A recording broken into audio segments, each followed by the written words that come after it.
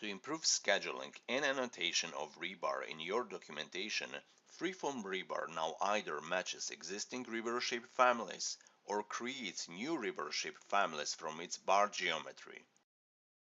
This is done for each rebar in the set individually and allows extraction of fabrication data like individual rebar segment lengths and hooks.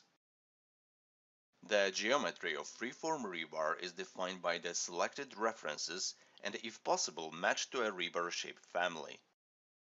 You can use the workshop instructions parameter to specify how a freeform rebar will be fabricated.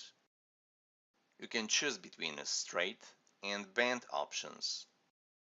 Straight means that the rebar will be delivered as the straight bar to the side, and the shape code is the first straight rebar shape loaded into the project. Bent means that the rebar will be matched to an existing rebar shape. If a match does not exist, a new matching rebar shape will be created.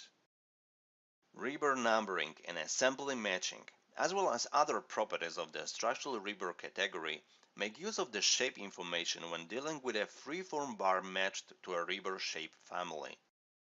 This feature has been implemented to help you better communicate design intent, fabrication data, in form of bar bending schedules, showing individual segment lengths and shape codes when using planar freeform rebar.